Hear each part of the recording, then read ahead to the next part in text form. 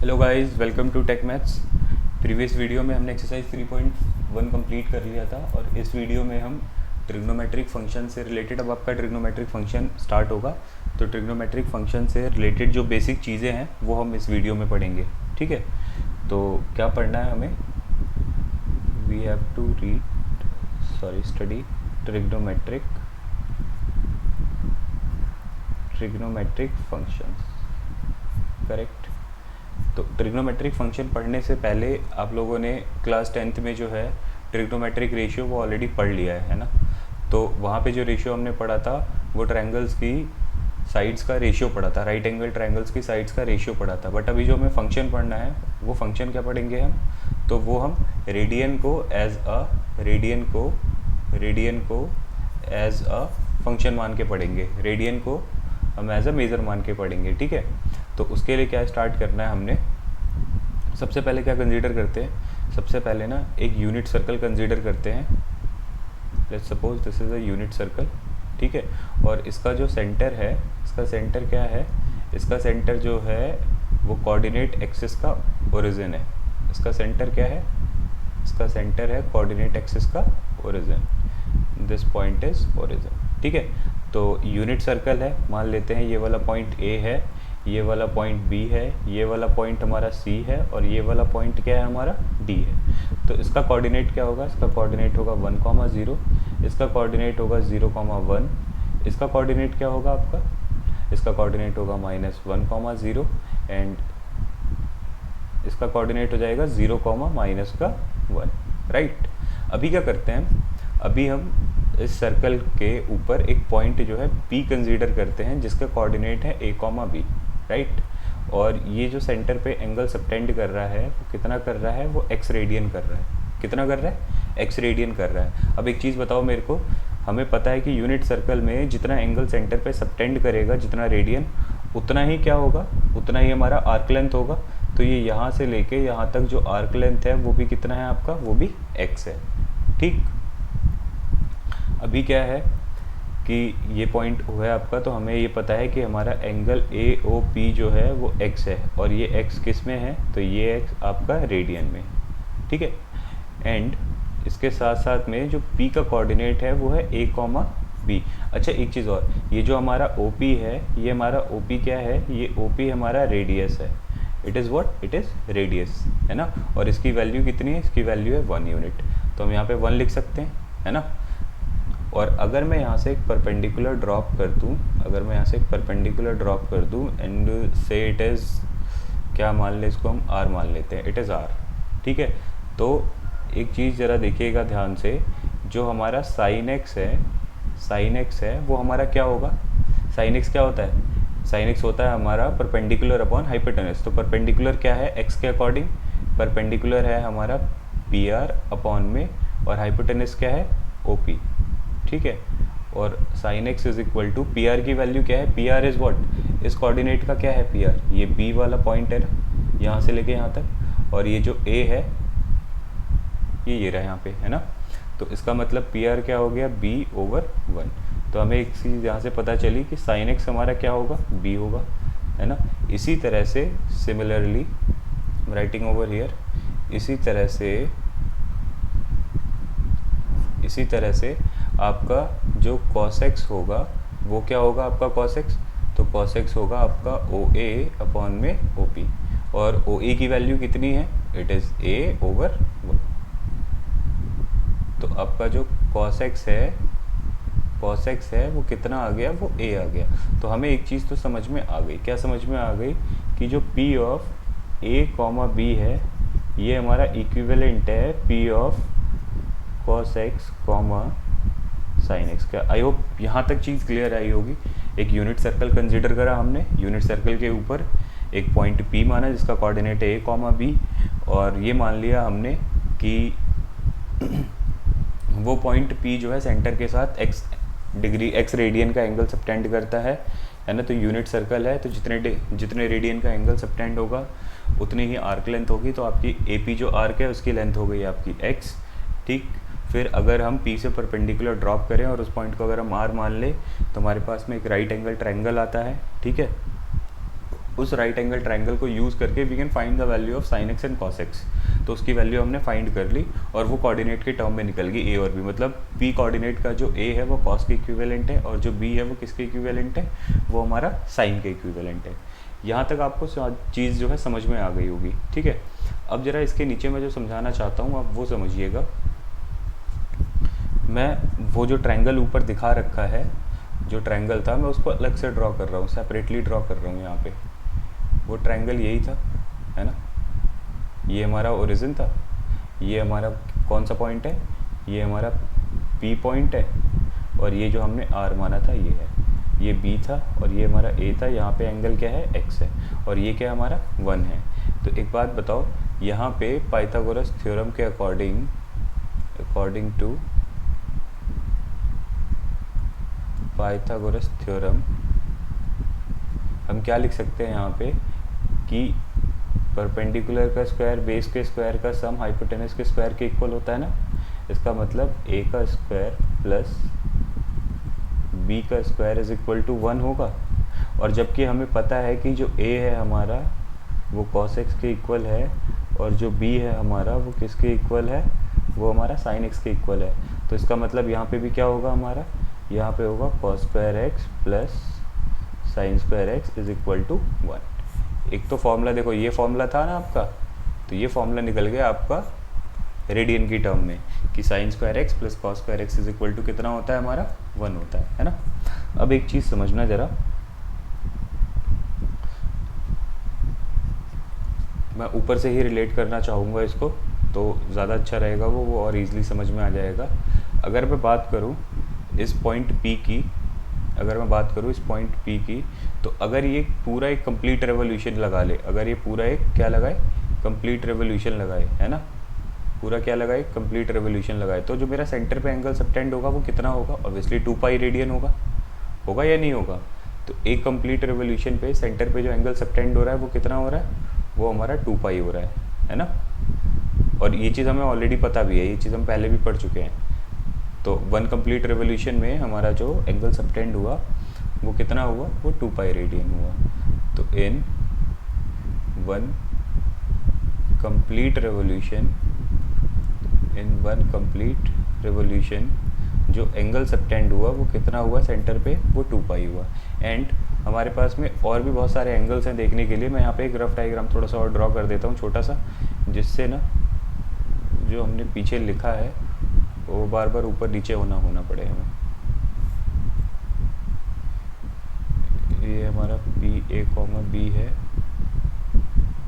ये ओ हो गया, ये बी हो गया, ये ए हो गया, ये वाला क्या था ए, ये है आपका बी, ये है आपका सी और ये वाला पॉइंट है आपका डी। ये क्या था आपका 0,-1 है, ये आपका क्या है 1,0 है, ये क्या है आपका 0,1 है और ये क्या है आपका -1,0। अब मेरे को एक चीज़ बताना ज़रा, जो मैं एंगल बोल रहा हूँ, एंगल ए ओ बी कितना है, ये एंगल ए ओ बी कितना है, 90 डिग्री है। तो हम यहाँ पे लिख सकते हैं कि एंगल ए ओ बी जो है वो मेरा कितना है, वो π/2 है। एंड इसी तरह से एंगल फिर वापस से ए ओ सी कितना हो गया, ये पूरा 180 डिग्री हो गया।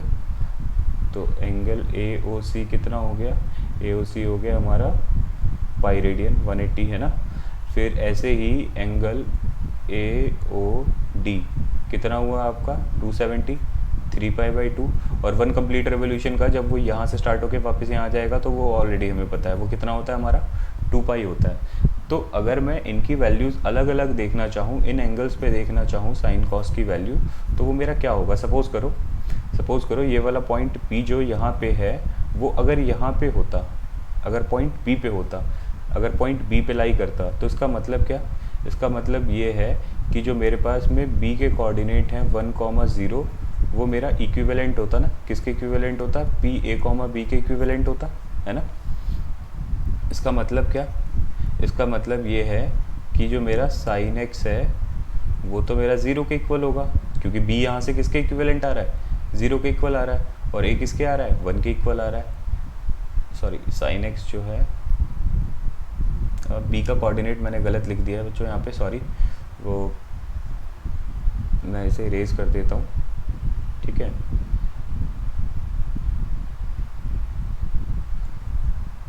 यहाँ पे जो b का कोऑर्डिनेट है, b का जो कोऑर्डिनेट है वो है 0,1, और अगर p जो है इसी को कोइंसाइड कर जाए a, b, तो यहाँ से हमें क्या पता चलता है कि a जो है हमारा 0 है और b जो है हमारा 1 है। अब मेरे को एक बात बताओ, a क्या है मेरा, cos x है ना, a मेरा क्या है cos x, तो cos x 0 है। b क्या है मेरा sin x क्या है मेरा 1 है। अब मेरे को ये बताओ cos x की वैल्यू 0 कब होती है, हमने पढ़ा है बहुत अच्छे से, जब हमारा एंगल कितना हो, π/2 हो, है ना। और sin x की वैल्यू कब होती है, जब हमारा x जो है कितना हो, जब हमारा x जो है π/2 हो। तो एक तो तरीका ये है वेरीफाई करने का कि एंगल जो होगा आपका वो π/2 होगा वहाँ पे। अगर आप ऐसे ना कर पाओ, तो आप कैसे करना वही मैं बता देता हूँ। कि हमने यहाँ तक तो पढ़ लिया कि भाई ये जो x रेडियन था हमारा एंगल, वो यहाँ पे जाके कितना हो जाएगा, π/2 रेडियन हो जाएगा या नहीं हो जाएगा। यहाँ पे मैं अलग से ड्रॉ कर रहा हूँ।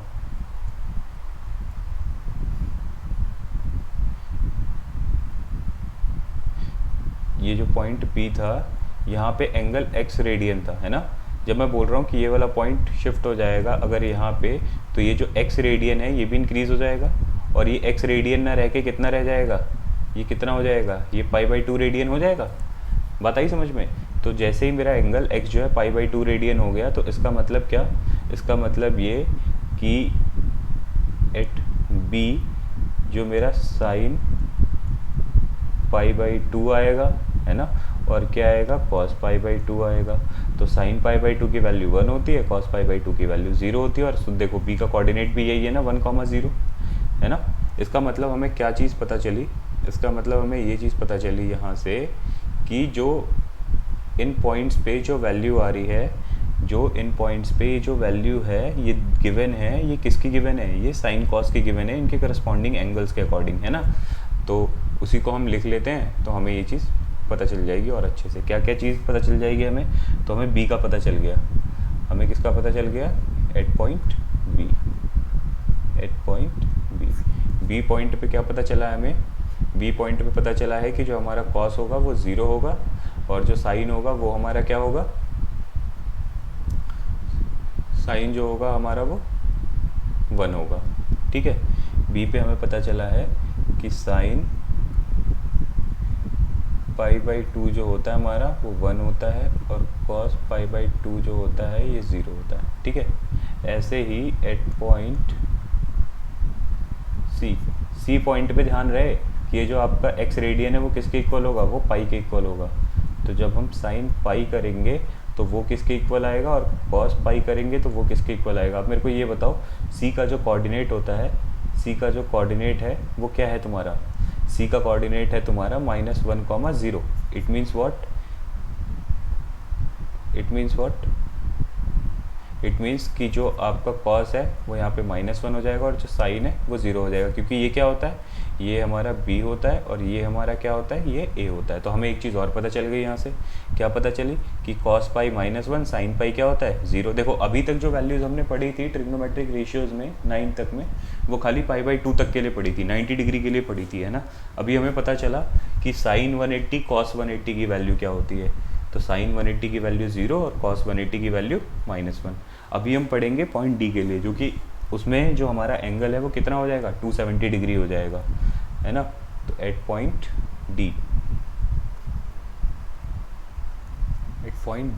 डी पॉइंट पे क्या हो जाएगा आपका एंगल, डी पॉइंट पे आपका एंगल हो जाएगा 3π/2 विच इज़ 270। और हमें पता है कि जो डी का कोऑर्डिनेट है वो क्या है, वो है हमारे पास में 0, -1। ये चीज़ याद रहे, है ना। तो सॉरी,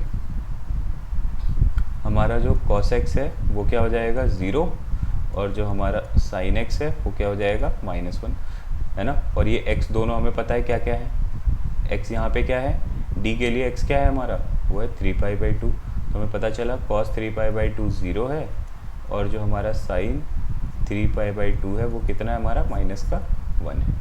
आई होप ये चीज़ क्लियर हुई होगी आप लोगों को यहाँ तक। तो हमें एक चीज़ समझ में आ गई, क्या समझ में आ गई, अगर मैं एक टेबल डिड्यूस करूँ यहाँ पे, अच्छा एक चीज़ और रह गया, अब वापस से एट पॉइंट ए के लिए, है ना, एट पॉइंट ए के लिए देखते हैं। तो ए के लिए क्या है हमारा, यहाँ पे पॉइंट 1,0 है ना, और एंगल क्या होगा यहाँ पे 2 पाई होगा। हम पूरा रोटेट करके आ रहे हैं वापस से, एक्स जो होगा यहाँ पे कितना होगा 2 पाई होगा। तो अगर देखा जाए तो साइन एक्स हमारा क्या होगा 0, और जो हमारा कॉस एक्स है वो कितना होगा 1। इसका मतलब क्या चीज़ पता चली हमें यहाँ से, कि जो हमारा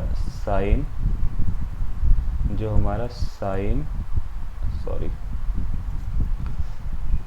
इरेज कर देता हूँ, जस्ट अ मिनट। तो हमें ये चीज़ पता चली यहाँ से कि जो हमारा साइन 2 पाई है वो तो हमारा 0 होगा, और जो कॉस 2 पाई है इसकी वैल्यू क्या होगी 1 होगी। तो अगर मैं एक टेबल डिड्यूस करूँ तो वो मेरा क्या क्या होगा, देखो हमें प्रीवियस एंगल्स की वैल्यू पता है, 90 तक हमें वैल्यू ऑलरेडी पता है साइन कॉस की, है ना। अभी हमने 3 वैल्यूज़ जो है नहीं पढ़ी हैं, तो अगर हम उनको टेबुलर फॉर्म में लिखना चाहें तो किस तरह से लिख सकते हैं हम उनको, अभी हम वो देखेंगे, ठीक है। देखो ये यहाँ पे आपका एंगल हो गया, है ना, और यहाँ पे क्या हो गया आपका साइन एक्स हो गया, और यहाँ पे ये कॉस एक्स हो गया। ये एक्स लिख देता हूँ मैं यहाँ पे, क्योंकि हम एक्स कंसीडर करके चल रहे हैं एंगल्स को। तो जब हमारा 0 था हमें पता है वैल्यू, है ना, हमारा 30 पे क्या होता है हमें पता है वैल्यू, 30 मीन्स यहाँ पे कितना हो गया π/6।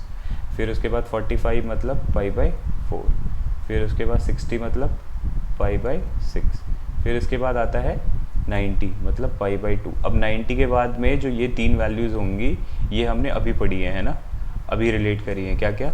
उसके बाद हमने पढ़ा पाई, फिर इसके बाद हमने क्या पढ़ा 3π/2, फिर इसके बाद हमने क्या पढ़ा 2 पाई। तो ये क्या होता है 180 डिग्री, ये क्या होता है हमारा 270 डिग्री, और ये क्या होता है हमारा 360 डिग्री। ये सबकी वैल्यू मैं लिख दे रहा हूँ, ये 90 डिग्री है, ये 60 डिग्री है, ये हमारा 45 डिग्री है, और ये हमारा 30 डिग्री है, ठीक है। तो साइन 0 की वैल्यू 0 वी ऑलरेडी नो, है ना। 30 की कितनी होती है 1/2 होती है, 45 की कितनी होती है 1/√2 होती है, और 60 की कितनी होती है तो √3/2 होती है। 90 पे 1, अब हमें पता है 180, 270 और पाई हम पढ़ के आए हैं ऑलरेडी। तो साइन पाई पे कितनी हो जाती है हमारे पास में, पाई याद करो, पाई पे 0 पढ़ी थी ना हमने, है ना। फिर π/2 पे कितनी हो जाती थी हमारी -1, है ना। और फिर यहाँ पे आने के बाद में कितनी हो जाती है वापस से 0 हो जाती है। कॉस में क्या है, कॉस 0 हमारा 1 होता है, कॉस 30 हमारा क्या होता है √3/2 होता है, 45 कितना होता है हमारा सेम एज इट इज़ तो 1/√2, 60 कितना होता है 1/2, 90 होता है 0। अब हमने पढ़ा क्या कि कॉस पाई हमारा कितना होता है -1, 3π/2 कितना पढ़ा था 0, 2 पाई कितना पढ़ा है +1, राइट। तो ये सारी चीज़ें क्लियर हुई होंगी। देख लो यहाँ पे भी वैल्यू लिखी हुई है, ये तुम्हारा ये 90 वाला है, 90 वाला चेक कर लो सही है ना, ये 90 वाला है ना। ये तुम्हारा 180 वाला है, देख लो cos 180 -1 होता है, ये रहा -1, है ना। साइन 180 0 होता है, ये रहा 0।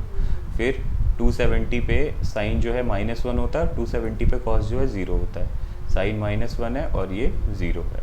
फिर हमने ये 180 पढ़ा, है ना। तो 180 पे क्या होता है हमारा, देखो ज़रा, साइन 0 होता है, साइन 0 है, कॉस क्या होता है 1 होता है, 1 है। तो ये जो टेबुलर फॉर्म था, ये आपको, मेरे को लगता नहीं है कि रटने की ज़रूरत पड़ेगी आपको, है ना, क्योंकि 90 तक की वैल्यूज़ के बाद भी जो वैल्यूज़ हैं वो मैंने आप लोगों को इसके थ्रू समझा दिया है ना। अच्छा, तो अभी नेक्स्ट चीज़ पे मूव करते हैं। नेक्स्ट चीज़ क्या है आपका,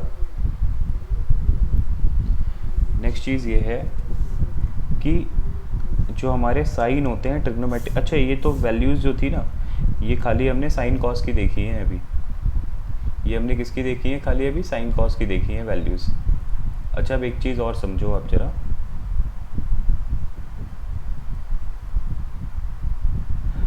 हम यहाँ से और क्या चीज़ पता कर सकते हैं, समझना, मैं बहुत अच्छी चीज़ बता रहा हूँ।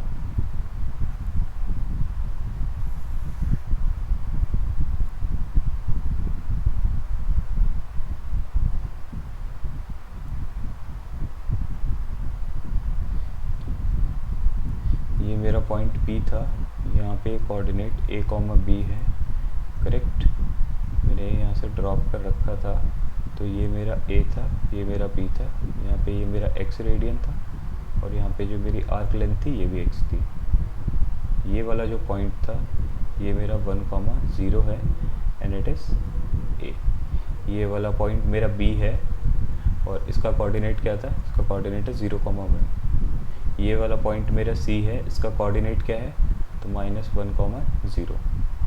और ये वाला कोऑर्डिनेट मेरा डी है, ये यहाँ पे क्या था, ये वाला पॉइंट, तो ये था मेरे पास में 0, -1। ये चीज़ बहुत अच्छे से पता है। अब एक समझो, बहुत अच्छे से बात समझना, हमने क्या पढ़ा, हमने ये पढ़ा कि जो हमारा ए होता है यहाँ पे इस कोऑर्डिनेट में, ये जो सर्कल चल रहा है, इस पे जो पॉइंट होता है, इस पे जो भी पॉइंट जो होगा उसमें जो स्टार्टिंग वाला पॉइंट होगा वो हमारा ये क्या होगा, ये तो हमारा होगा कॉस, ये होगा हमारा कॉस, और ये जो बाद वाला है ये क्या होगा हमारा साइन।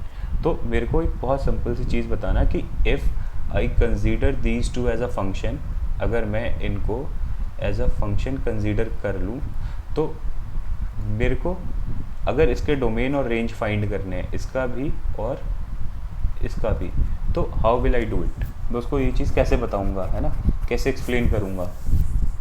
तो समझना ज़रा इस चीज़ को, ये बहुत अच्छी चीज़ बता रहा हूँ मैं। देखो, हमें ये बहुत अच्छे से दिख रहा है कि अगर ये ए है यहाँ पे, ये अगर ए है यहाँ पे, ये वाला जो आर वाला पॉइंट है, ये इधर भी जाके इसी के बीच में रहेगा, मतलब ये जो ए है मेरा, इससे वन से इधर नहीं जाएगा और -1 से इधर छोटा नहीं होगा, है ना। ये जो मेरा ए है वो +1 से -1 के बीच में ही लाई करेगा। तो मेरे को, और मैक्सिमम कितना हो सकता है, मैक्सिमम ये +1 हो सकता है, मिनिमम कितना हो सकता है, -1 हो सकता है। तो एक चीज़ समझ में आई मेरे को कि जो मेरा ए है वो ग्रेटर देन इक्वल टू +1 हो सकता है, सॉरी -1 हो सकता है, और लेस देन इक्वल टू 1 हो सकता है ना। इसी तरह से मेरे को ये भी पता चला कि जो मेरा बी है, जो मेरा बी है वो ये है, मतलब वाई एक्सिस के ऊपर है। तो ये पूरा सर्कल किसके अबाउट है, ये +1 से लेके -1 के अबाउट है वाई एक्सिस पे। इसका मतलब ये जो बी की वैल्यू है ये भी हमारी +1 से -1 के बीच में ही लाई करेगी, मतलब बी भी हमारा ग्रेटर देन इक्वल टू -1 होगा और लेस देन इक्वल टू +1 होगा। ये दो चीज़ क्लियर हुई आपको। अगर ये दो चीज़ क्लियर हुई तो वी ऑलरेडी नो ये जो ए होता है हमारा ये cos x होता है और ये जो बी है ये sin x होता है। इसका मतलब क्या, इसका मतलब ये कि जो cos x होगा वो greater than equal to minus होगा और लेस देन इक्वल टू +1 होगा। एंड ऐसे ही जो मेरा sin x है वो ग्रेटर देन इक्वल टू -1 होगा, लेस देन इक्वल टू +1 होगा। ये चीज़ समझ में आई। अब मैंने क्या कंसीडर करा था, मैंने ये कंसीडर करा था कि मेरा y is equal to sine x एक फंक्शन है, y is equal to sine x मेरा क्या है, एक फंक्शन है। इट मीन्स व्हाट, कि साइन वाले केस में मेरी जो y की वैल्यू है ये ग्रेटर देन इक्वल टू -1 है और लेस देन इक्वल टू +1 है। किसी भी फंक्शन में जो y की वैल्यू होती है वो हमें क्या देती है, वो हमें रेंज देती है। तो मेरे को ये पता चला कि मेरा जो रेंज है वो साइन वाले फंक्शन का वो -1 से +1 के बीच में होगा। ऐसे ही मुझे ये भी पता चला कि जो मेरा कॉस है इसकी भी जो वैल्यू है वो क्या है, -1 से +1 के बीच में है। इसका भी जो रेंज है कॉस का जो रेंज है वो क्या है मेरा, -1 से +1 के बीच में है। तो हमें यहाँ चीज़, मैं यहाँ पे समराइज़ करके लिखता जा रहा हूँ, हमें एक चीज़ यहाँ से ये समझ में आई, क्या समझ में आई, कि जो sin x है, जो sin x है उसका जो रेंज है, sin x के जो रेंज है y वो बिलोंग्स करता है हमारा -1 से +1 के बीच में। अब बात करी जाए डोमेन की, तो भाई x हमारा क्या है, यहाँ पे x जो है वो रेडियन है, x हमारा क्या है, रेडियन है। And radian is what, radian is just a real number. क्या है, ये रियल नंबर होता है ना। इसका मतलब जो डोमेन होगा वो मेरा क्या होगा, रियल नंबर होगा। डोमेन जो होगा मेरा क्या होगा, रियल नंबर। अगर किसी को ये चीज़ ऐसे समझ में ना आई हो तो कैसे समझ लेना कि देखो ये पूरे इस एक्सिस पे हम x जो है कुछ भी ले सकते हैं। ये x है ना हमारा, ये x है ना, तो ये स्टार्ट होके इस x की वैल्यू कुछ भी हो सकती है ना। 0 से स्टार्ट होके 360 तक ये कुछ भी हो सकती है ना, और उससे भी बड़ी हो सकती है। इसका मतलब क्या कि मैं x की वैल्यू कुछ भी ले सकता हूँ, I can take any value of x। इसका मतलब क्या, इसका मतलब साफ साफ पता चल रहा है कि x मेरा एक रियल नंबर है। तो x अगर मेरा रियल नंबर है तो मेरे को समझ में आ गया कि जो डोमेन है मेरा वो रियल नंबर है। और y वाले एक्सिस से पता चला कि जो मेरा रेंज है वो क्या है, -1 से +1 है। सिमिलर चीज़ जो है वो किसके लिए होगी आपकी, यही सेम चीज़ जो है वो किसके लिए होगी, वो आपकी कॉस के लिए भी होगी। वो आपकी किसके लिए होगी, कॉस के लिए भी होगी। भाई कॉस में भी जो रेंज है, रेंज जो है वो y किससे किसके बीच में लाई करता है, -1 से +1, है ना। और जो डोमेन है सेम उसके लिए भी क्या हो रहा है, उसके लिए भी हमारा जो x है वो क्या हो रहा है, वो रियल नंबर हो रहा है। आई होप ये चीज़ क्लियर हुई होगी कि अगर हम sin x cos x को एज अ फंक्शन लेके चलते हैं तो मेरा जो डोमेन और रेंज है वो क्या क्या आने वाला है, ठीक है। अभी इसके बाद मैं एक चीज़ और बताना चाहता हूँ आप लोगों को, दो चीज़ और बतानी है मेरे को, बहुत इंपॉर्टेंट चीज़ें हैं, वो समझेंगे ज़रा भी हम। बहुत सारे सर्कल ड्रॉ करने पड़ रहे हैं इस वाले चीज़ को समझाने के लिए, बट बच्चों मैं सही चीज़ बता रहा हूँ आप लोगों को। ये जो चीज़ें मैं आप लोगों को बता रहा हूँ, मैं ये अपनी तारीफ़ वगैरह नहीं कर रहा, ना मुझे करनी, बट आई एम सेइंग कि ये वाली जो सारी चीज़ें ना ये टीचर स्किप कर देते हैं एकेडमिक्स में। ये टीचर क्या करते हैं, इन चीज़ों को स्किप कर देते हैं। स्किप नहीं करनी चाहिए, ये चीज़ें बतानी चाहिए, इन चीज़ों को डिटेल में डिस्कस करना चाहिए। ये क्या है, ये एक्चुअली जो तुम ट्रिग्नोमेट्री पढ़ रहे हो, ये तुम्हें सिर्फ ऐसा नहीं है कि तुम्हें सिर्फ 11th-12th में पढ़ना है। जो मैथमेटिक्स को एज अपना करियर ऑप्शन चूज़ करेगा उसे तो पढ़नी ही पढ़नी है ये चीज़ें ताउम, लेकिन इंजीनियरिंग में इसका बहुत अच्छा खासा यूज़ होता है ना। जब आप बीटेक करते हो तो उसमें भी ट्रिग्नोमेट्री का बहुत अच्छा खासा यूज़ होता है, मैकेनिकल वालों को, सिविल इंजीनियरिंग को, है ना, तो उसमें ट्रिग्नोमेट्री का बहुत अच्छा खासा यूज़ है। तो ये बेसिक चीज़ है, और इनफैक्ट 12th में तो बहुत सारा यूज़ है, डिफरेंशिएशन से लेके इंटीग्रेशन से लेके हर एक चीज़ में। तो इन चीज़ों को क्यों छोड़ना, बताना चाहिए, तो बेसिक है ना। नहीं बताते, पता नहीं क्यों समझ में नहीं आता, ये चीज़ मेरे को भी समझ में नहीं आई है आज तक, बट छोड़ो, मैं बता रहा हूँ आप लोगों को। देखो बच्चों, सर्कल जो है ऐसा ही बनता है मेरे से, तो समझना ज़रा बस। ये पॉइंट A है, ये पॉइंट B है, ये C है, और ये पॉइंट हो गया आपका D। कोऑर्डिनेट्स हमें पता है, ये 1,0 हो गया, ये हो गया हमारा 0,1, ये हो गया हमारा -1,0, और ये हो गया हमारा 0,-1। अब एक चीज़ समझना ज़रा बहुत अच्छे से, ये मेरा पॉइंट P था, ये A, B। मैं खाली sin x और cos x की बात कर रहा हूँ, I am telling about only sin x and cos x, क्योंकि ये जो मेरा P है, sorry, cos x, sin x, ये जो मेरा पॉइंट P है वो सिर्फ इन्हीं दोनों को इंडिकेट करता है, बाकी और किसी ट्रिग्नोमेट्रिक रेशियो को नहीं बता रहा है ये अभी, है ना। मैं ये बोल रहा हूँ कि ये मेरा जो एंगल था ये x था, x रेडियन था ना यहाँ पे। इफ़ आई एम सेइंग कि अगर ये वाला पॉइंट P जो है, ये एक अगर कंप्लीट रेवोल्यूशन लेके वापस इसी पे आ जाए, एक कंप्लीट रेवोल्यूशन लिया इसने, एक कंप्लीट रेवोल्यूशन में एंगल कितना हो गया, 2π हो गया, सेंटर पे सब टेंड कर रहा है। अब अगर मैं बोलूँ ये 2π प्लस, अब ये आपका यहाँ पे जो एंगल है, अब ये जो एंगल है आपका, ये वापस इंक्रीज़ होना स्टार्ट हो, वापस क्या हो, इंक्रीज़ होना स्टार्ट हो। इट मीन्स व्हाट, एक रेवोल्यूशन इसने पूरा करा और एक रेवोल्यूशन के बाद में ये इस पॉइंट पे आ गया। अब इस पॉइंट के बाद ये वापस से रिवॉल्व होना स्टार्ट हो रहा है, अब ये वापस से एंगल बढ़ रहा है आपका। मेरे को एक बात बताओ, क्या जो मेरी वैल्यूज़ फर्स्ट रेवोल्यूशन में आई थी, सेकेंड रेवोल्यूशन में भी क्या वही वैल्यूज़ नहीं आएंगी मेरे पास में? अगर मेरे पास सेकेंड रेवोल्यूशन कंप्लीट हो जाता है और मैं वापस से थर्ड रेवोल्यूशन स्टार्ट करूँ यहाँ से, तो क्या वापस से वही वैल्यूज़ नहीं आएंगी मेरे पास में जो फर्स्ट रेवोल्यूशन में आई थी? इसका मतलब क्या, इसका मतलब मेरे को ये समझ में आया यहाँ से कि जो मेरा sin x है और ये जो मेरा cos x है, इनकी वैल्यूज़ रिपीट होती हैं, values repeat after an interval of 2π के इंटरवल के बाद में वैल्यू क्या होती है इसकी, रिपीट होनी स्टार्ट हो जाती है। इसका मतलब क्या समझ में आया कि अगर मेरे पास में साइन में एंगल जो है वो कुछ इस टाइप से दिया है कि साइन 2π प्लस यहाँ पे कुछ x है, मतलब एक कंप्लीट रेवोल्यूशन के बाद में वापस से एंगल कितना है, x है, तो ये साइन कितना आएगा मेरे पास में, वापस साइन x आएगा, जो ओरिजिनली साइन x था वो वापस से आ जाएगा यहाँ पे। बात आई समझ में? समझना इस चीज़ को बहुत अच्छे से, ठीक है। अगर मैं आपसे ये बोलूँ कि मेरा जो है cos जो है वो भी 2π के बाद में एक एंगल आगे बढ़ा है विच इज़ x, तो ये भी मेरा क्या होगा यहाँ पे, ये cos x होगा यहाँ पे, ठीक है। ये चीज़ समझ में आई? अब इसको लिखेंगे किस तरह से, तो इसको दूसरी तरह से लिख सकते हैं, क्योंकि ऐसा तो नहीं है ना कि अगर रेवोल्यूशन हो रहा है तो खाली एक ही कंप्लीट रेवोल्यूशन होगा। मे बी ऐसा हो सकता है कि 2π का एक और रेवोल्यूशन हो जाए, तो उस वाले केस में 4π प्लस एंगल होगा, 4π प्लस एंगल होगा, है ना। अगर 3 रेवोल्यूशन हो जाए तो क्या होगा, 3 × 2π प्लस x होगा। तो उस वाले केस में भी जो मेरा साइन है वो साइन एक्स ही रहेगा, है ना। और यहाँ पे भी इस वाले केस में भी जो मेरा साइन है वो क्या रहेगा, वो साइन एक्स ही रहेगा।